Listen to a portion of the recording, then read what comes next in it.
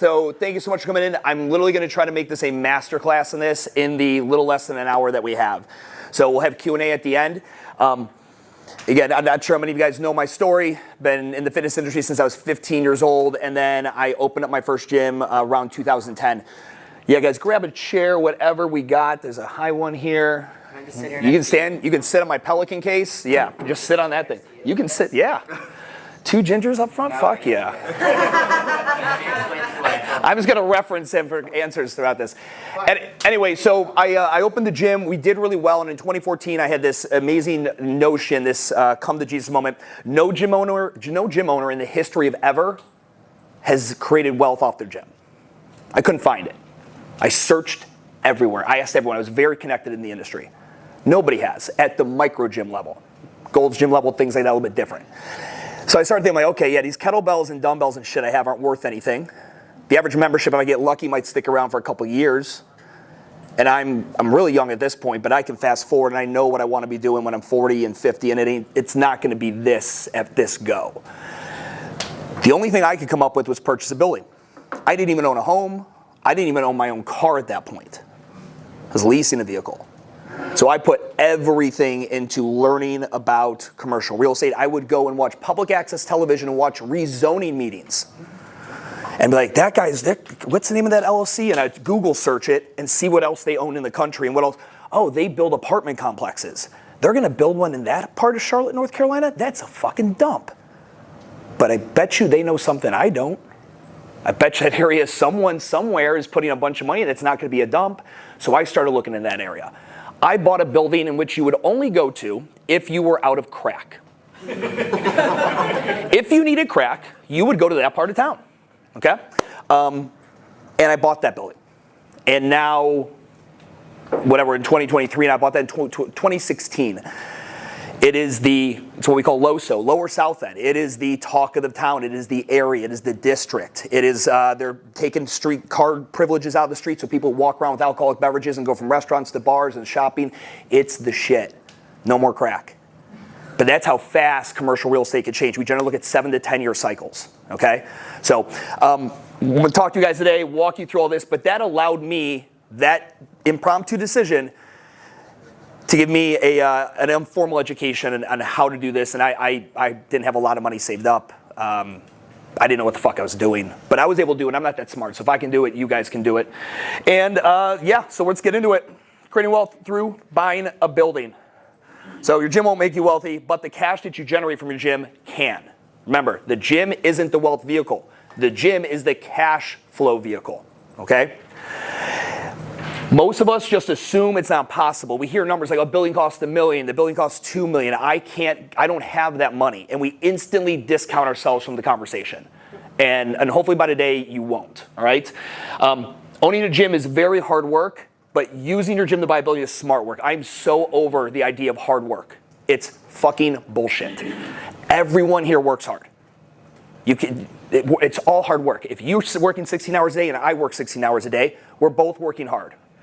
Who's ever going to do it the smartest comes out at the end the best. And that's where, like, you guys doing HSN and, you know, learning from people, you're just trying to do work a little bit smarter. Increase your business IQ. Your fitness IQ is wherever it is. I'm sure it's fine. The business IQ is what we need. And in this one, we'll talk about the real estate stuff. But there are gym owners far less skilled than you, with little resources, probably less intelligent than you, that do this on a regular basis, okay? I opened the gym real estate company in 2021 after I was able to retire. I own my gym. We survived COVID beautifully, okay? 93% retention during COVID. Shit was great. I was not upset by COVID. EIDL money, dope. PPP, great. I didn't really have a hard time with COVID. But what was interesting is I had 3,000 square feet in the back of my gym that was not being used. So I put it up for lease. In my head, COVID testing center. I'm shut down anyway. I'll get a hospital to pay me great money to do this. Nobody wanted the 3,000 square feet. Everybody wanted all 10,500 square feet of the building I bought. Over and over and over. And I said no for a year and a half.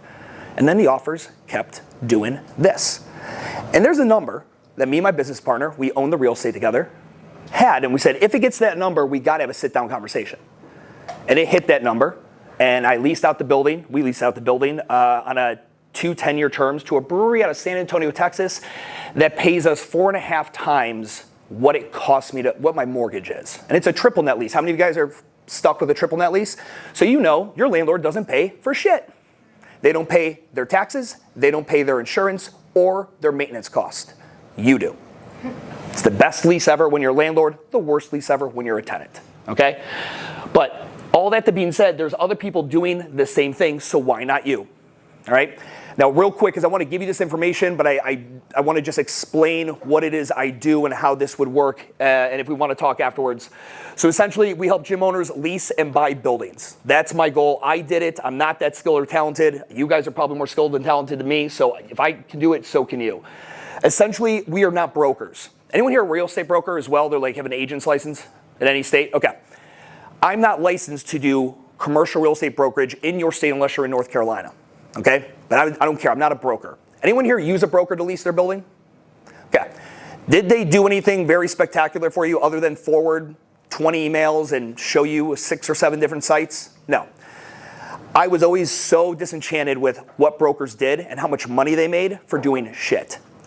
I have too many clients in the business world that I work with in gyms. They get screwed because the broker didn't tell them to have a decibel limit clause in their studio because they have a ramen noodle spot on one side and an office on the other, or a vibration clause, or giving them the option to purchase a building, right? Brokers don't like gym owners. You want to know why? You guys are high-risk tenants. Number 2, you don't lease enough square footage. Their commissions for a career commercial real estate broker, gyms are not attractive. You want what's attractive? That 300-door office next door. That's attractive. Maybe not now office space is that attractive, but previously that's what they would go after, okay? So we are site suitability consultants. I essentially show you where to go and how to grow the business. We help you with site suitability analysis, operational capacity calculations. Too many gyms have too much square footage. Your square footage is the most expensive part of your building. You are inefficient with your layouts. It's as simple as that, okay? I'll fix that for you. Financial projections. I need to make sure, because is there any other financial decision bigger than signing a lease or purchasing a building? There's not. There is no other financial decision you will make.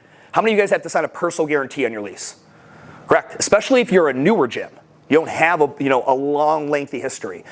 So we need to make sure that you can cash flow this thing well, and then I stick around after we sign the lease or buy the building to help you out, because I don't want to just, like your broker, gets his commission check and play deuces. And all this, you don't have to pay me anything. Your landlord pays me because I step in front of the broker. You don't get a tenant broker because they're not going to do shit for you. I do the work. That's how that works. Just real cute. So this is what you're going to learn today, all right? And we'll have Q&A hopefully here at the end. So overview strategy for purchasing commercial real estate. Before you go to do this and you want to buy, you want to assemble your team. So you get me at the top. But then these other individuals are very, very important. So if you want to buy a building, you need to make friends or connections with these individuals. A loan officer at a local or regional bank. Even if you don't bank at that local or regional bank, you need to find someone that is ideally, and I'm gonna prefer this for everybody, an SBA loan officer, okay? The SBA loan, the 504 specifically, is the one I'll talk about today. There's also the 7A. It's generally not as great for an owner-occupant looking to do what we're trying to do. A GC. Now, I'm not talking about your client at your gym who builds houses. Do not go cheap on this. It will screw you in the end. Trust me, I did, okay? I've got friends that have done the same. You need a commercial-grade GC. Now, there are a lot of firms, if you're in bigger markets, in which they will also have an architect and MEP engineers, mechanical, electrical, and plumbing. They will all be in-house of that general contractor's firm. If they're not, you find the general contractor you like and you ask them, who do you work well with? Who do you play well with in the sandbox? Because the thing that takes a gym owner who's doing a construction on a lease, right, an upfit, or doing construction on something they purchased, oh, it's going to be a 9-month construction. Well, it turns to 14 months when the GC and the MEP engineers and the plumber and the architect, none of them, they don't communicate well. So it'll behoove you to find a group here, your A team, that plays well together, okay? Establish site criteria. Location, we're going to get into location. Because like, I think that's going to work. Stu, that area over there, there's a Whole Foods. That means there's a lot of rich people over there. I'm like, that's not what that means, right? But we'll talk about location, site category, retail, industrial, office, or land if you wanted to build. I don't recommend building. But generally, most of us are looking at retail or industrial. Raise your hand if you are an industrial user right now. Right now, you're an industrial user. Keep your hand up. If you got to do it all over again, would you stay an industrial user? Keep your hand up. We got some like halfies here. Okay, all right, cool. And the rest are retail. Anyone else in something different than a retail setting or an industrial setting? I think ours is like a flex space. Yeah, so that would be industrial. Yeah. Yep. So it's like little offices in the front, warehouse in the back? No, like ours we're kind of like a warehouse in the back, but a lot of the other buildings, like we'll have like a finance company next to us and a karate studio on the other end. So Got it's it. kind of like an in-between. Yeah, It's so- a little more upscale than a traditional. Yeah, if there's any, Not quite like yeah, so you probably have, they're probably industrial spots, but they've been built out in more of a retail-like setting. Yeah, yeah. So like my building is, it's definitely a warehouse. I mean, it's an old Bode Truss wooden roof warehouse, but we've built it out. I mean, it's storefront retail. You charge retail prices at it. Budget. When we're looking at budget, you never want to go above in your lease or mortgage 25% of your TMR, total monthly revenue. If you do the math right now, take what you pay in rent, divide it by what you make on average, that's over 25%. It's probably the reason you're not able to deploy cash to other areas of your business as much as you'd like. Okay? 25%. The only time I'll take this over, and there's mortgage calculators, and I'm going to send you guys this. You guys will have access to this PowerPoint. The only time we go over 25% of your TMR is when you own the property and you are purposely, like I did. I took my profit margin from 26% to like 2%. Purposely, I overcharged myself in rent because I owned the building, charged myself a fuck ton of rent. Gym's profit margin went way down. Everyone got paid, my staff got paid, everything. But I took my profit margin down purposely. Okay, it was a tax strategy, but I also wanted to embellish, but I wanted to grow the profitability of my real estate company because that was my plan. I was not going to stop at just one building, okay? So, financing. So, small regional banks, when you go there, do this before you even reach out to anyone because you really want to impress the lender. You know how many calls they get of people like, I just want to talk about buying a building. He's like, yeah, waste my time like everyone else. Hey, tell him, I got a PFS. I have 3 years of business and personal tax returns, and I've got my interim P&L. He will take your appointment before every other fucker who's called and just tried to waste his time learning about the SBA. That's what they do. There's tons of business owners just calling, can I ask a few questions? He's like, man, I'm trying to make deals. That's how those guys make money. You call up, ready to go with your paperwork, I promise you get an appointment. Because the bankers slow it down. Why are you pointing at him? He's a commercial banker. Oh, yeah. Didn't raise his hand. Am I wrong? That is so true. Okay, there we go. All right, so if you show up that information, we're going to be good. I like the 504. We'll talk about we can talk about the 7A as well, but I'll talk to you about the 504 here in a minute. All right. The construction. So once you find that GC architect and MEP engineers, all right, that are going to play well, you want to make sure that you have a meeting with all of them. If you can, they should all be local, right? Because they're going to have to come on site. You're going to want to make sure that they're all on the same page as you with what you want to do. The biggest thing that happens in the construction process is a gym owner changes his or her mind. That's what we call a change order. So GC tells you, hey, the budget for this is going to be $200 per square foot, okay? And let's say that comes out to $500,000 in upfit. Like, okay, everyone's agreeing on that. And then something happens like, man, listen, we didn't know that the plumbing, the line here is currently 1 inch, but the city, because of how many people you're going to have in here, need 1.5 inches. So that's going to add another $32,000. And you're like, well, okay, who's paying for that? And they're like, well, we have a contingency. Most GCs will have about a 20% overrun. But I recommend for you guys, always assume you need 30% more cash. I don't care if this guy, he's your father, he's the GC. These projects do not end on time or on budget. 30% is a minimum number, okay? Let alone appraisals and things like that. My building, the sales price was $960,000. It appraised for $700,000. The bank's like, well, we're giving you a loan, not based on the sales price, but on the appraisal price. And I'm like, so where's that extra 200 some? They're like, that's your problem, buddy. All right, you got 30 days to figure it out. And that's when I went from living life nicely to eating ramen noodle sandwiches, okay? Just, again, always assume you're gonna have overruns at least to the tune of 30%.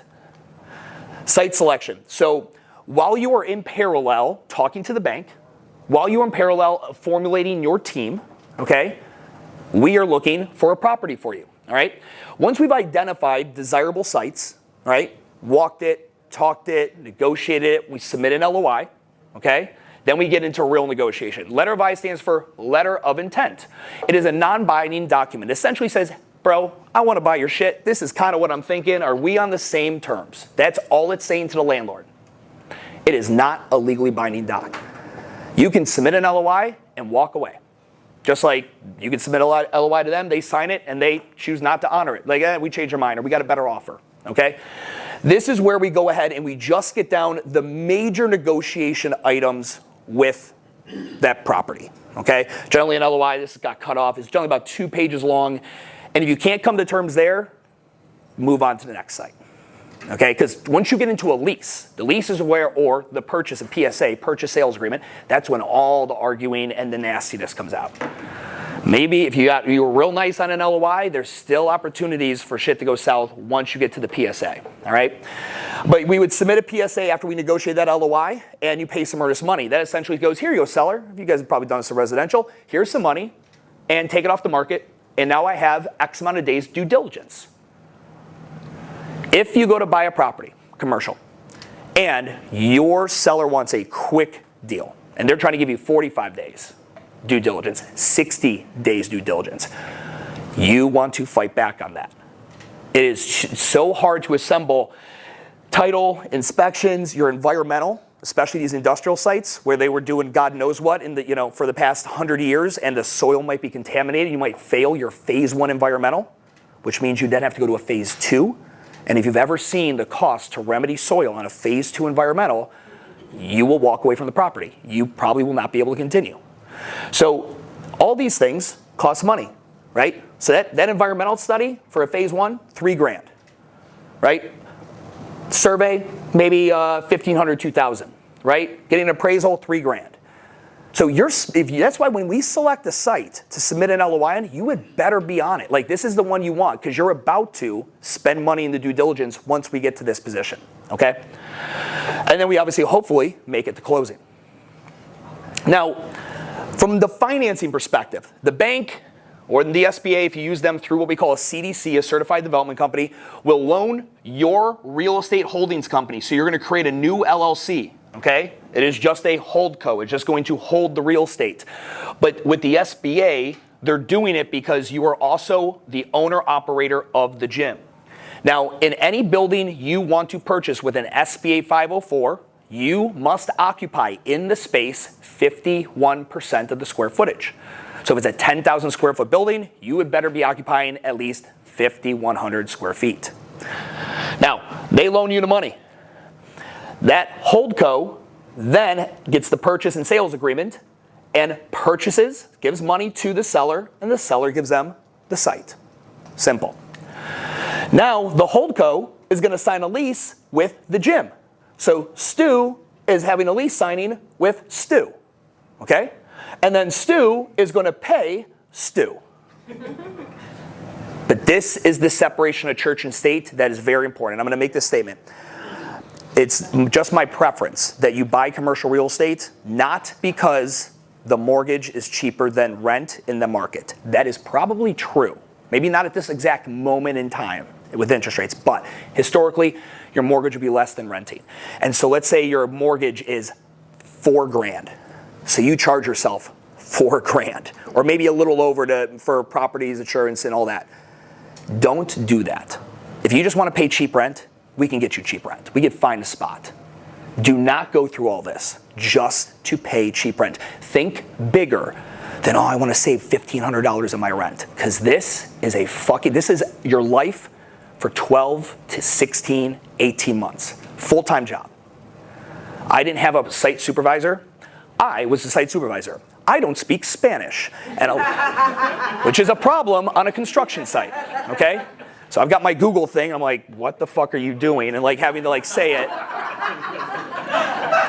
So please, this whole process, you see it like, this is so complicated. That's because this is complicated. It's 0.0001% of gym owners own their property. I think that's way too low. It does not need to be, because again, while it's complicated, it's hard. It's simple, not easy. Let's put it that way. It truly is simple in application when you really think about it. It is not easy. Now, your holdco, hopefully you're renting it to yourself at a fair market value rate, not just what your mortgage is. So rent minus the operating expenses of the building, property taxes, insurance, and maintenance equals your profit. Your gym, you know you get revenue coming in and you have operating expenses, that equals your profit. Profit can both go to you. If you're me, I have still, yet to this day, and I bought this thing in 2016, I've never taken $1 out of my real estate holding company. Boom, boom, boom, stack it. Right now, money market accounts are a really good place to put some money.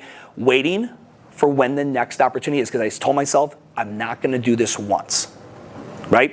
It's nice having this asset, it's nice having this income, but buildings, there's still a lot of headaches. You get a great tenant, you're like, oh my God, I made it. They go out of business in 3 years. And you put a ton of money into TI, tenant improvement. Anyone here get tenant improvement money from their landlord? How much? 150K. 150K, and good thing Andrew's a good businessman, he's still there. But if he wasn't, and he goes out of business in 3 years, guess what? That landlord now has to throw the property back up on the market. What does he have to do again? He has to pay 6% in commissions to both realtors to another use that's probably not a gym. And what do you think that other use is gonna say? Hey, yeah, this doesn't work for me. I need a different layout if I'm gonna sign this 7-year lease. I got a quote from my GC, it's gonna be about 150 grand to upfit this. He's like, fuck, I just paid 150 grand to the last fucking guy. Being a landlord, there's a lot of risk. That's why when you become a landlord and then you lease out your space, we make sure we are extremely diligent in checking and making sure that these people are properly capitalized. Because being a landlord, this isn't just like, you're not just chilling on a beach like because you own a property. It's not at all how it is, trust me. All right, exit scenarios.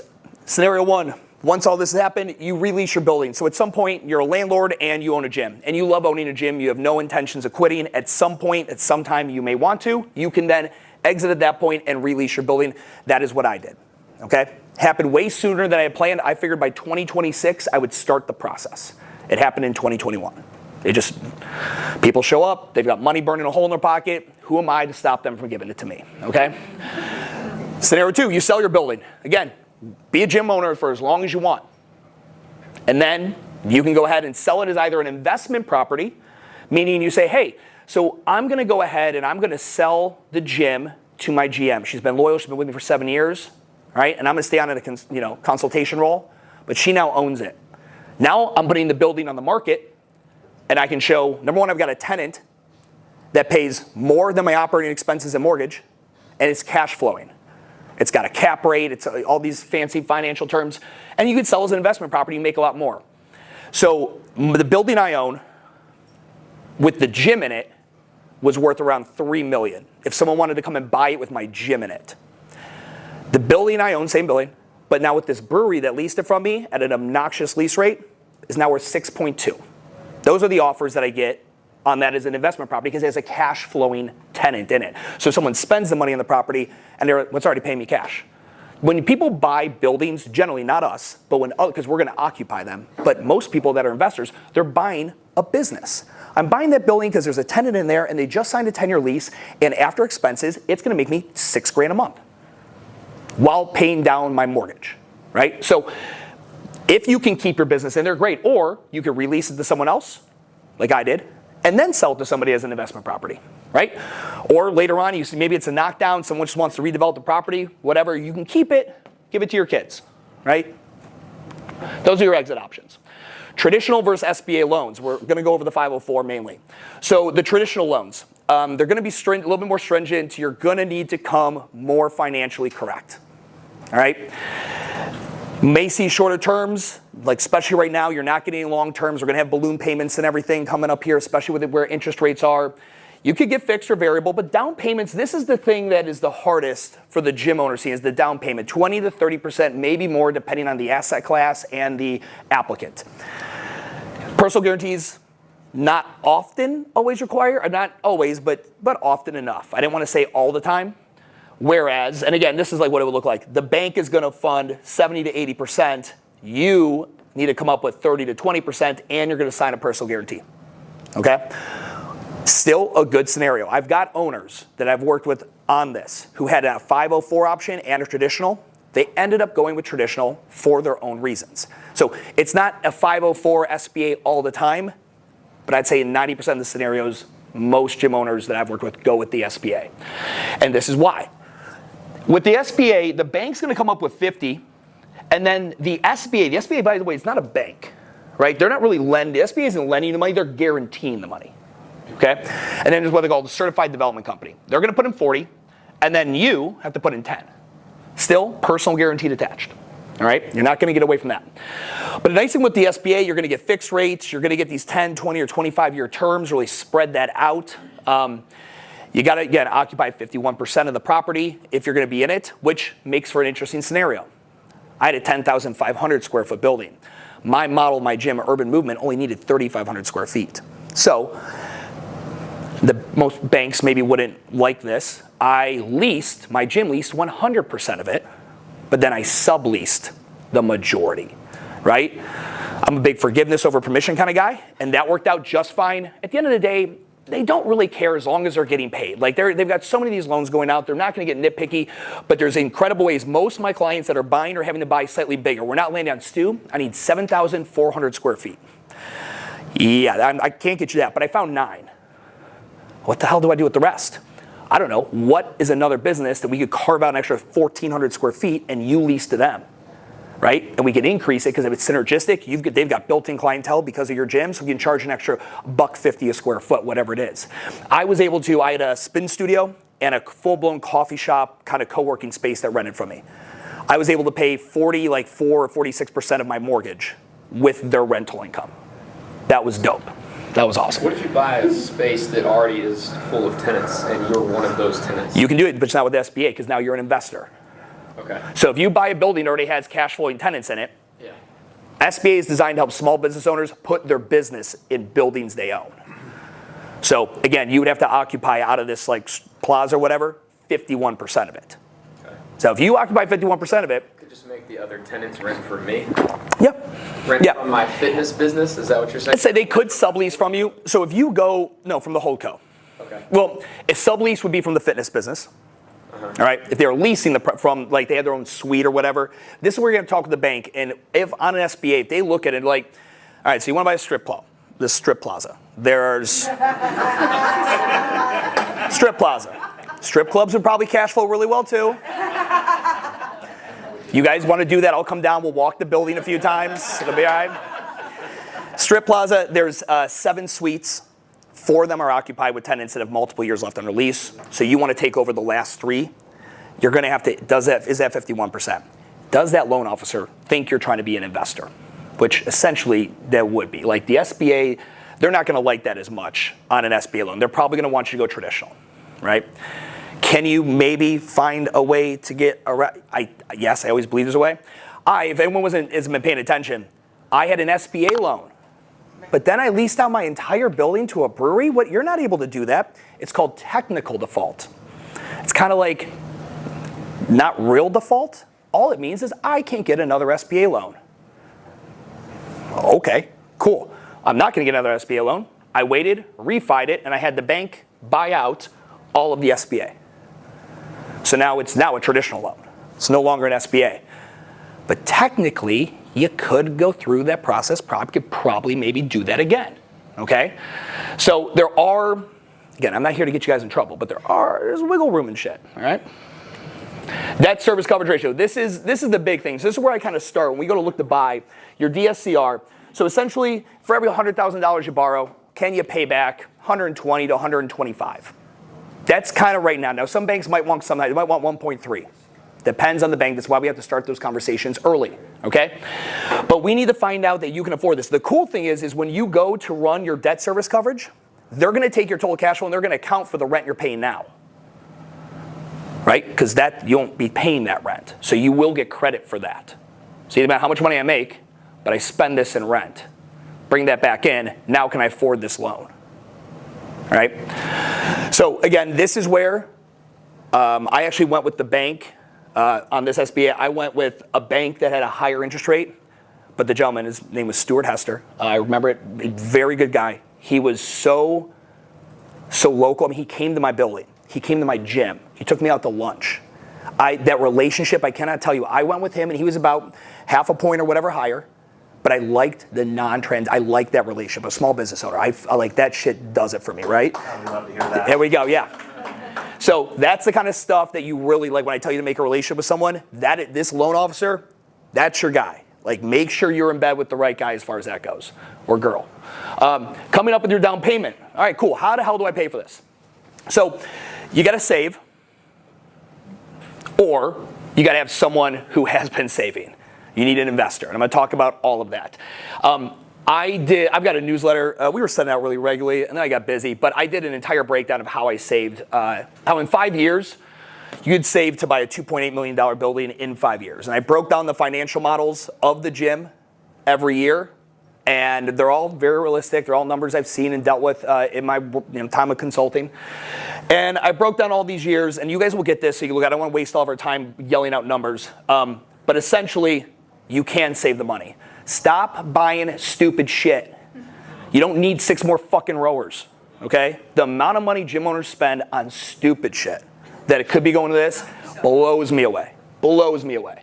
But yeah, take a look at all this when you guys get this. But essentially, you're going to go ahead and you will see it is 100% doable for you to do this. Now again, Stu, I opened my gym with 2 kids and my wife didn't have a job and I got to make all, like, I get it, that maybe that scenario isn't great. This scenario is on the basis that you can afford to take less money, 40 grand. I think I stuck this person at, in this scenario, I kept them at like $30,000 to $40,000 a year. So you're doing this for gym owners, now you're budgeting them out to help us like profit create that plan. So this year, 100%. This is profit first? Yeah, but I'm not doing it. If you come to me now, with the gym real estate company, this had already better have happened. If you come to me as a consultant and be like, hey, Stu, I want to buy a building in 5 years, set me up on a financial model to do that. I'll do that through the consulting. But the gym real estate company, I'm looking to move. We're looking to buy shit. So, because I can't help you. If you come to me now and you have no money saved up, I can't help you now. So you come to me through WTF Gym Talk. If you want to have a financial model for 5, 7, however many years, you come to me through the gym real estate company when you're ready to go. So whiteboard demo. So other people's money. This is a fun way to buy a building when you have no money, okay? So we talked about the traditional loan is gonna cost 20 to 30% in a down payment, okay? The SBA is 10%. Now, besides small business owners like us that wanna own buildings, who purchases commercial real estate? Commercial real estate investors. But commercial real estate investors have zero interest in putting any business into a building. They want to buy a property that has a business. But when they go to the market, especially now with interest rates, they're stuck looking at this. So you've got a member. Every one of us have like some 1% member in our gym that has money. Maybe they already invest in commercial or residential. And this is what happened to me. His name was Ed. And Ed was a personal training client of mine, then a client, later one of my best friends, my kid's godfather. He's like, dude, I want to get into commercial. I'm tired of residential. I'm like, oh, I want to get in commercial too. He goes, man, I've been running numbers with my money guy. Like these, just the down payment alone. I just don't want to give up that much liquidity on a down payment for what it costs in Charlotte. And I go, I got an idea. Me. How about this? We create the Real Estate Holdings Co. Okay? Because I've got the golden ticket of being the gym owner. I get us this. So my value to him, even if I didn't put any cash in, which I did, I gave every last dollar I had to my name. But even if I had $0, I'm of lease of value to him here or there of 10 to at least 20% equity instantly because he did not have to come out of pocket for that. So let's say we're going to go ahead and we're going to do, it's a $1 million purchase price. Okay? So if we want to go ahead and do 10% down here instead, we got $100,000. Okay? Versus he would have needed, if he were going to go do this on his own, $300,000, and he has to wait to bird dog a property that has a tenant in it. Guess what? He knows me. He's been a client for several years. He's like, I trust you. You're not going to fuck this up. You're doing a good job. So he gets a cash flowing tenant, and he doesn't have to come out of pocket 20 to 30%. He only has to come out of pocket 10%. And I get to set up shop as an owner as well. So it might look like this. So investor is going to go ahead and have 80% equity. Gym owner is going to have 20. And you're instantly getting vested at 20 because you saved it for him here. Cash in, the investor has put in the $100,000 down payment. Gym owner, dick, nothing. That's it. So the nice thing with SBA loans, you get to roll in your upfit, your closing costs into the loan as well. Yes, very good. So investors here. Now, I don't want to just be 20 though. I want to be like even. And if your investor is anything like Ed was extremely altruistic. He knew this is what I wanted to do. And he knew that he didn't have the cash. He had the cash. He didn't want to spend it. I didn't have the cash to do a 30% of my own. I might have been able to swing this. It would have been nuts. But we could go ahead and on our deal, we just went 50-50 on the 10% down. In this scenario though, where we're using 100% of other people's money, this is how I'd recommend it go. So the SBA is going to require you to sign a 10-year lease on that loan. Fuck it. All right.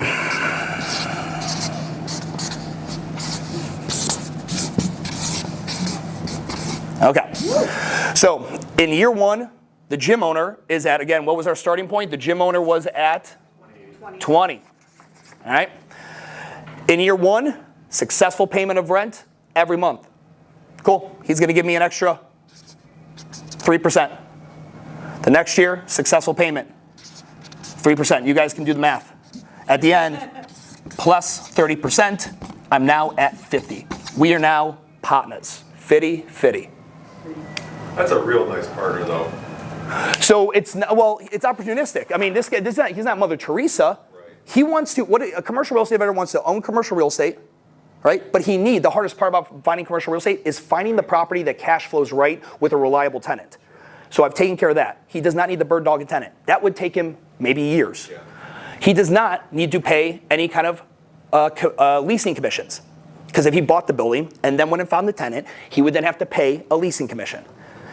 The leasing commission, when I leased out my brewery, I had to write a check and I vomited $190,000 in commissions. Half to the leasing agent, half to the tenant's agent. He doesn't have to do that either. And he also loves the gym. There's that altruistic element of the whole thing. But he gets, at the end of the day, he gets a cash flowing property.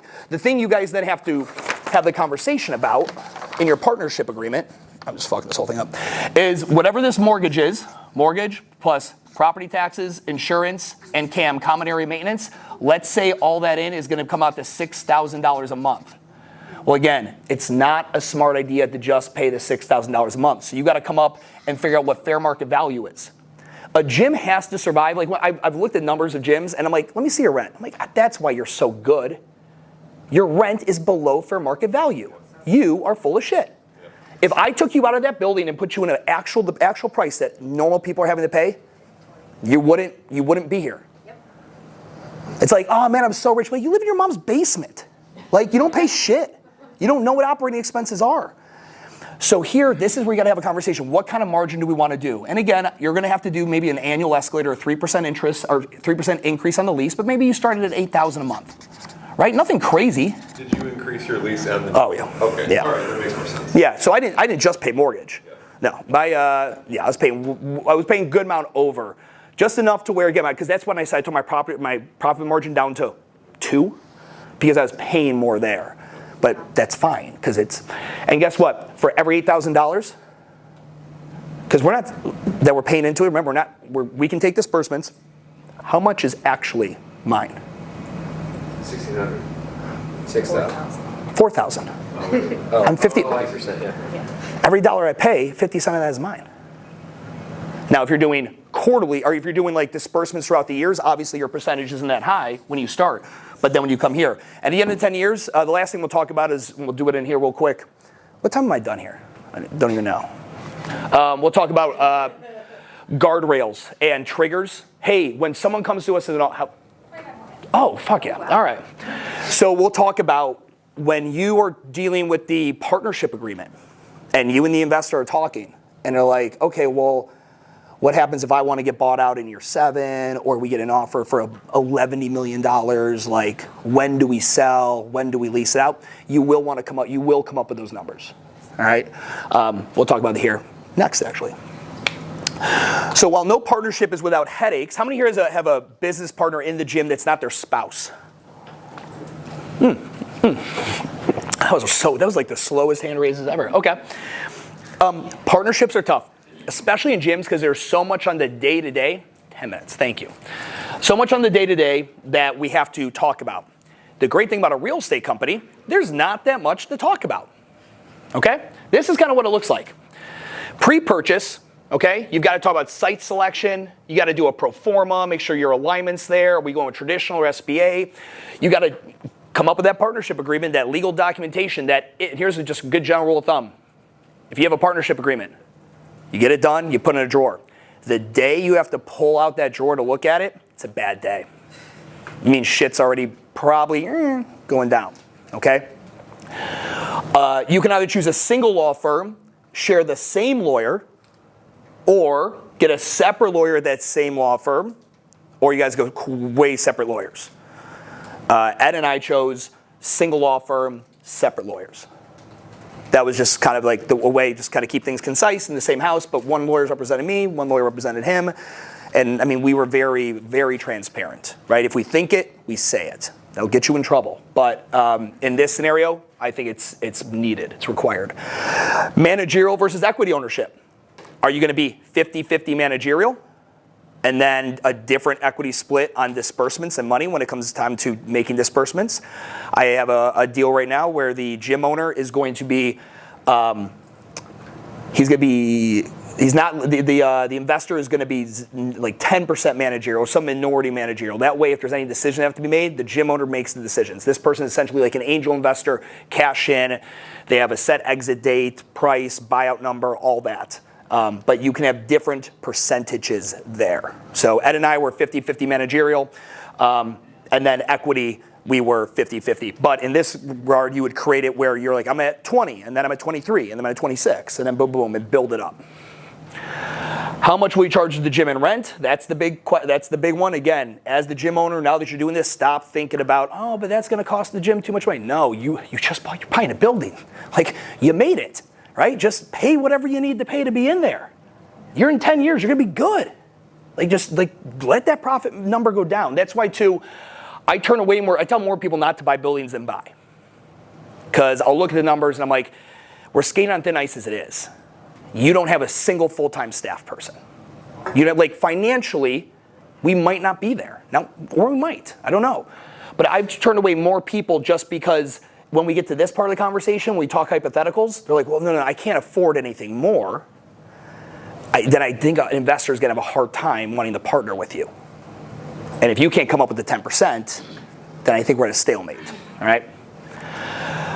But yeah, this is what you have to do when you have a partnership in a real estate company. It's not very heavy. Annually, we need to project our property taxes and insurance. I just changed, I had to just shop my insurance, get a new insurance company because having a brewery in your building apparently is more of a risk.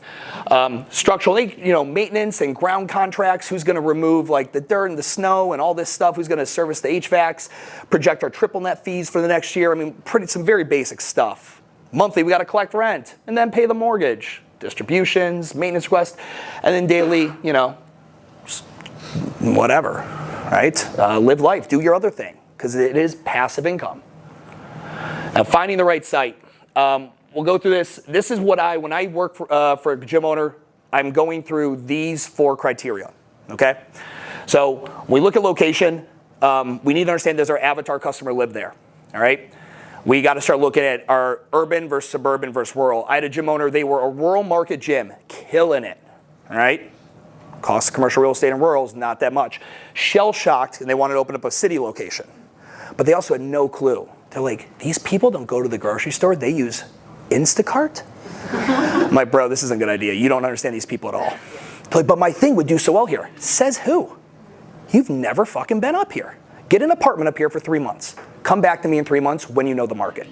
Because I don't mind taking a commission on your thing. I want you to be successful. And I don't think you understand this market. So when you jump market categories like that, you damn well better understand what you're jumping into. It is not what you thought, okay? Are you doing retail versus industrial? That's kind of shifted a little bit. A lot more people maybe want retail now, but industrial is priced way better still. Proximity to adjacent brands. You tell me one of the things we do when we figure out your avatar, we know all the brands that they've purchased from. Are we near them, right? That's a big thing. Like, are we in that sphere, okay?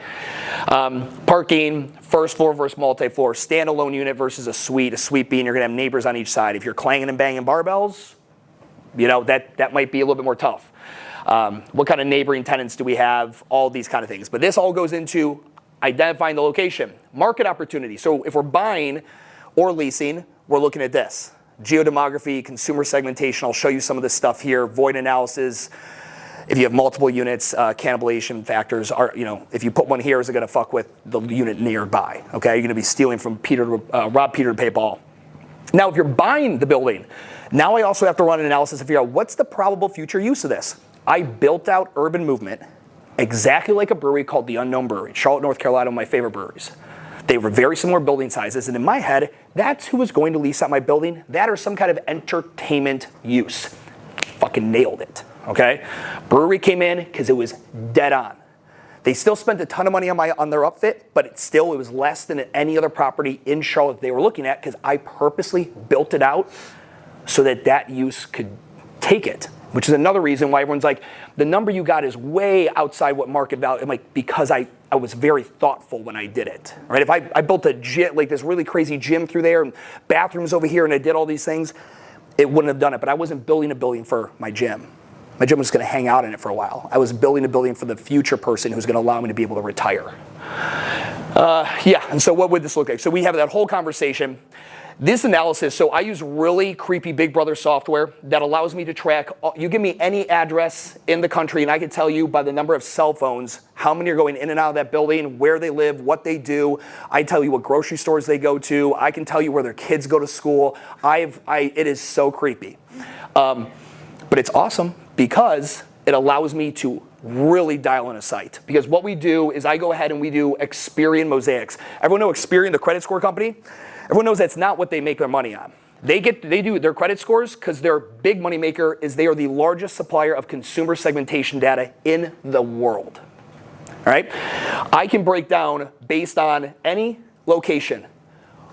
Based on these cell phones, those cell phones are routed to homes and figure out exactly what that avatar is. So you're like, well, our avatar is 25 to 36 and like, they wear Lululemon, and I'm like, this isn't helping us. I think you're right, but I need to go deeper if we're doing something as insane as buying a fucking building. We want to be sure we're setting up shop in the best possible place. Even if you're leasing and you're gonna sign a 7-year lease, right?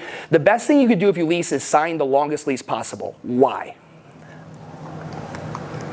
You can put land in place. Has anyone here got to the end of their lease and the landlord's like, good news, it's now cheaper? Commercial real estate is just going to do this in cost. Up and to the right, slow and steady. 09, 08, but then you come back right back up. So it's better when you find a location like this place is dope. Set up shop for a minute. Bet on yourself. Because I promise you, being in a 10-year lease is way better financially. I mean, by almost hundreds of thousands of dollars for your bottom line than doing a 5-year lease with a renewal. But you know what happens at the end of 5 years? They renegotiate the rate. And now you might not be able to afford to stay there. And you spent 5 years building up a clientele. Okay? 10 minutes? Thank you. Cool. Would you say the same thing about someone that has an 8-year lease with an increase every 3 years? Yeah. That's great. Yeah, so you'll see a 3% increase or 2% increase annually. You might see a gap, like every 5 years there's a 5% increase. I mean, again, if it's legal and you can think it can be negotiated and put on a piece of paper. That's like, well, what should we? I'm like, there's no rules. If it's legal and it can be constructed in your brain and written down on a piece of paper, we can negotiate it and sign it. And that's it. That's the contract. So cost. This is number 3. So again, 25%, right? We talked about going higher if we're funneling cash into your holdco. If the lease is below, at, or above market value, where does this thing sit? And then we can start getting into, if it's above, what are we going to get for that? Like, meaning, are you giving us a TI package, right? Are you going to give us X amount of months free rent kind of scenario? Yeah, considering a triple net lease is a big one. I had a client come, we just wrapped this up a couple weeks ago. He's been paying in triple net. Everyone understands how triple net works. You have a base rate, so let's say he pays $20 a square foot, and he was paying $6 an additional per square foot due to triple net. And I said, can I see the reconciliation docs? He goes, what are those? I'm like, that's what your landlord sends you. This is what I spend in property taxes, insurance, and common area maintenance divided by 12. It should come out to $6 a square foot. He's like, I've never asked for that. I'm like, okay, well, do that. Send it to me. $2. That's what it was. That landlord was fucking him for 3 years. So he sent it to a lawyer. Lawyer sent a letter. He got a refund check, and all is good. Landlords will do this to people. So you need to, again, this is just like one of the things. If you don't know, you don't know. And it wasn't he didn't know. I wouldn't have known either. But again, doing this enough, you figure it out and you hope people are good people and they're not going to do that to you.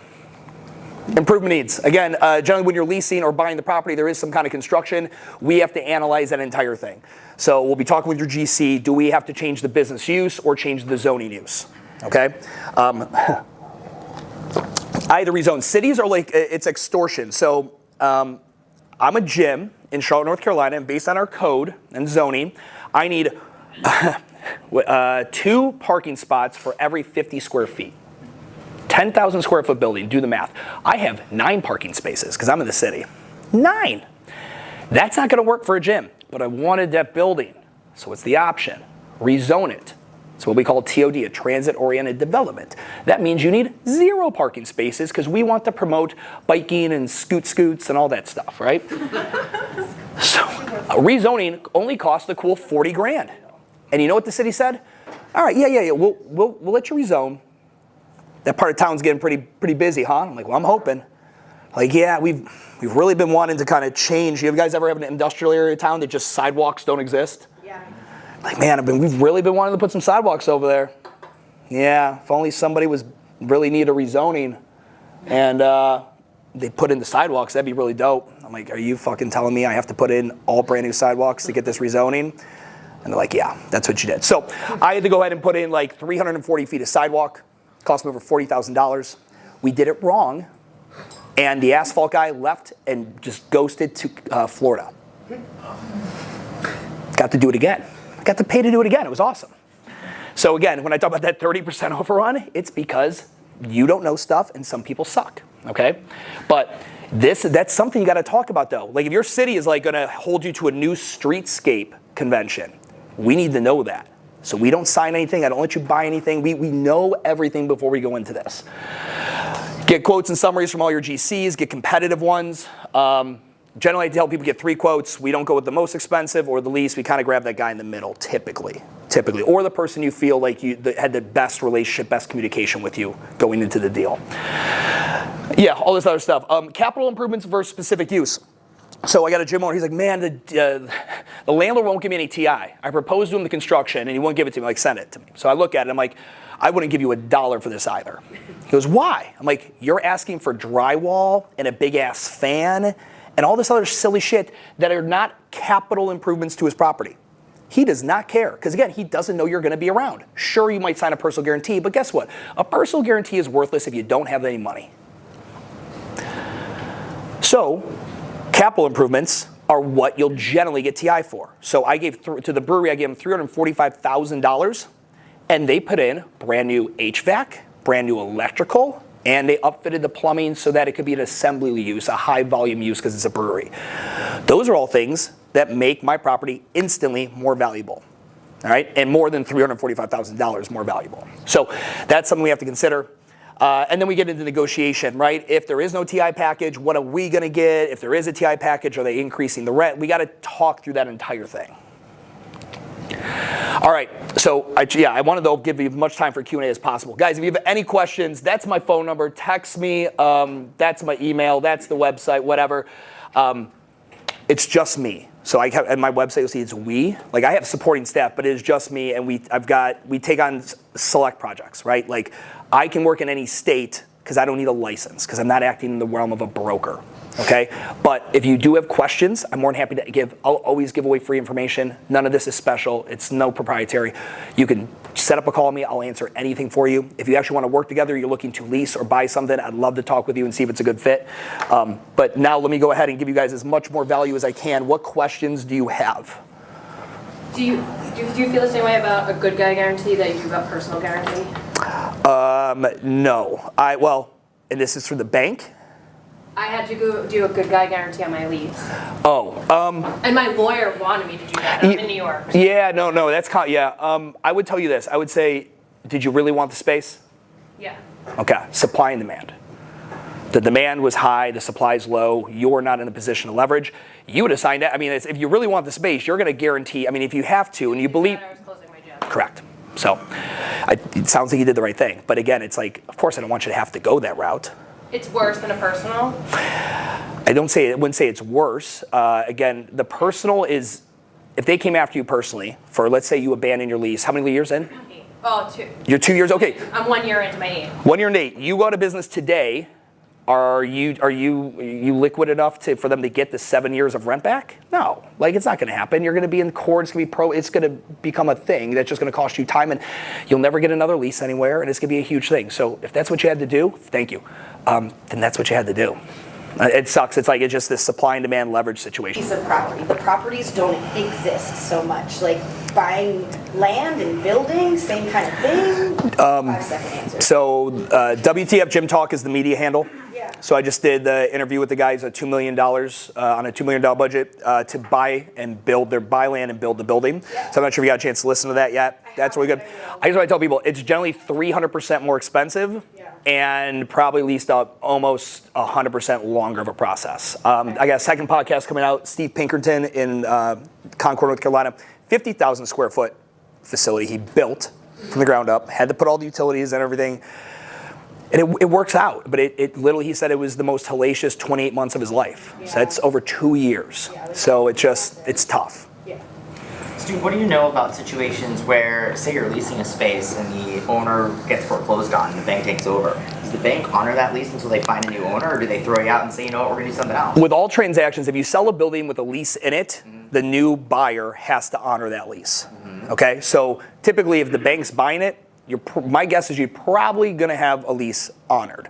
That's where you call the lawyer, and they would look through everything and confirm that. But in most situations, if you sold a property and it had a tenant in it, the tenant does that, nothing happens to that tenant. They have a lease, especially if the tenant was smart, like a lot of you guys at least, record your lease with the Register of Deeds. When you do that, you create an extra layer of protection in case the building owner decides to sell the property. Say that again. It's it's called recording a lease. And every city, every municipality has a Register of Deeds. You go down there and say, I want to record my lease. All that means is it gets filed and stamped, and boom, now the city is aware of that lease. They have recorded it. It says this. It's just an extra layer of protection that will generally scare off an investor, a purchaser of that property. And they're like, I don't want that gym in there. I'm about to knock this shit down and build an apartment complex. And they're like, yeah, he's got it 4 more years on the lease and it's recorded. They're probably walking. Or that guy's knocking down the sales price significantly. That's it too. So would that actually be a good, that's like sneaky, but the strategy and the thoughts of, oh, that protects me, that gives me more buying power into making an offer to my tenant. You mean your landlord? Or yeah. My landlord. Oh no, that's not sneaky, that's dope. That's 100% what you want. You're 100%. So let's say you know they're in a position, right? They need money for whatever it is, and they decide they're going to sell the property. And they come to you like, hey, we'd like to buy it, or we'd like to sell it. We're going to let you out of your lease if you'd like. You're like, no, I'm good. Like, well, okay, can we buy you out of your lease? You're like, how about instead, what were you looking to sell it for? Right. And I'm like, you can't afford it. But like, maybe I can. Maybe I can, because I'm not going anywhere, and this is recorded. So yeah, do you have some potential leverage there? Okay. I like the way you think. What was the other thing you said on the documents, that the $2, what was that document called? That you reviewed for a client? Reconciliation. Oh yeah, yeah. So just asking them to, can you send me a reconciliation doc on the triple net? So again, landlords predict their triple net a year out. So they're like, all right, I think my insurance is gonna be this. I think my property tax is gonna be this. I think it's gonna be this. And then if there's a delta where they overcharge you, like I kicked back $1,600 to my brewery this past year because I made a prediction and they overpaid $1,600. So I just kicked them back. I said, or take it off your rent, whatever it is. But everyone should be asking for that if you have a triple net lease.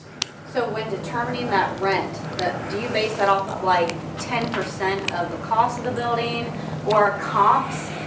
And do you add then all of that insurance and taxes on top of that? Yeah, so you mean when you buy the bill, you're doing this with the partner? Yes. Yeah, so you got to. This is like you got to come up with your nut, like what it's going to cost us as the real estate holding company. Like this at the end of the year is what it's going to cost per month to pay the mortgage and then our property taxes and our insurance and all common area maintenance. And then we need a little reserves because HVAC units aren't cheap. So let's have $30,000, $40,000 in reserves. Well, that's how much we need divided out by 12. Well, then how much are we to charge the gym? Now you take this number, like, hey, let's do 8. Then you could go and you go to your fair market value. Right? And be like, is that comparable to what the market is?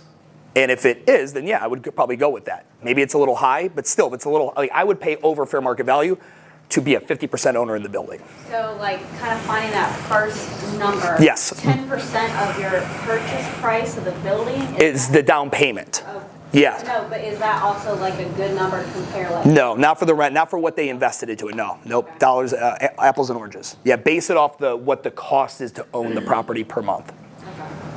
EIDL. I just have some sitting. Yes, so I've got a video. It's called How to Use Your EIDL Money to Build Wealth. It's on YouTube. Look on WTF Gym Talk. Essentially, if you funnel the money correctly and you make it an operating expense, you can. I did that. Yeah, so. I love that video. Yeah, okay, good. There is a way to do it. I wish I had time to go through. Watch that video and then just shoot me an email if none of it makes sense, and I'll explain it to you further. But yes, you can be creative with it. You can't just take it like all this SBA money and walk over to the SBA and be like, here you go, I want to buy this building with it. Yeah, I knew there's. You have to just move it around. That's why the profit first system is so great when you have all these accounts set up, and this account is your OPEX account where all the money goes out of. And then you go ahead and you use that EIDL money to free up your OPEX account and use that cash to then purchase. So there are ways around it. Watch that video. Shoot me a message if you have any questions. I have that money in a separate account. I could essentially pay my lease and my payroll with that, then just bank up that separate money somewhere else. Bingo. Okay, that's what I thought. You nailed That's it. what I was considering doing. You but nailed it. Okay. Yep. You nailed it. You also called and talked to the bank. You might get an SBA loan officer who's okay with you using that money on the purchase. Again, they're all, would you say that a lot of loan officers, some are one side, the other, some will play ball, some are stringent? Yeah. Again, you got to find that good relationship. I would be talking with him because guess what? You don't have to use a local bank. I'm going to recommend, what's your name? Bill. All right, I'm going to recommend Bill because we're boys now because he's in here. But also Live Oak in Wilmington, North Carolina, the largest lender of SBA loans in the country. Okay, so that's just another one that they do it really well, but Bill's also my dude, so talk to Bill. Where are you at? Which gym? I'm out in California. What? I think I'd use them for a home loan. Oh, really? Okay. Because I was going to So I had a really good chat with a local lender that was like amazing. Yeah. Basically, almost like this was probably like I started kind of like working towards this. This was in the winter of I was like, I fall. think you're married. Wait, back a little bit. I don't know. And he was saying the market is so strange. He's like, there's right now. He's like, I don't know. He's like, I might tell you not to if you're pretty comfortable in your lease, just to see how things shake out. Yeah, Like no. my market's like super weird. The residential, like my house has gone up like crazy. The residential is going up like Yeah, crazy. that's pretty much everywhere right now. The Yep. commercial is kind of like overpriced because nothing's on the market, but no one's getting what they ask. It's like a weird. So you got to find off-market deals. So one of the things I do is when I need to find off-market deals for a gym. So has anyone been looking for property? Yeah, real quick, before they'll kick us out eventually. If you're looking for property and you can't find any, and you're like, I can't find anything, it's because you're looking on LoopNet and Crexy. Here's what you do. How many businesses, you look for all the buildings that you want that already have tenants in them. So you go ahead and be like, oh man, that Massage Envy, I think it's like 3,800 square feet, that'd be perfect. Were they around pre-2020? If they were, and they're still here now, there are businesses that are not profitable, that are barely fucking hanging on, but they got a personal guarantee on it, so they can't go anywhere. I leased my first and second location by walking in the business of a property that was already in business. I said, hey, would you like to get out of this lease? Because I'd love this building. They said, oh my God, thank you. Here's the landlord's number. That's how that works. That's what we call creative financing or creative deal. Like, you got to start looking elsewhere. If you look at LoopNet and Crexy, you're like, oh, that doesn't happen. And also, what you guys see on LoopNet and Crexy, there's way more listings on what we have. But guys, we need to get going to the next thing. Wait, there's way more listings where? Like what license, the software that we buy, because we have a license, has more listing options. That's what they show you guys. Because then that encourages you guys to go hire a broker who can see more.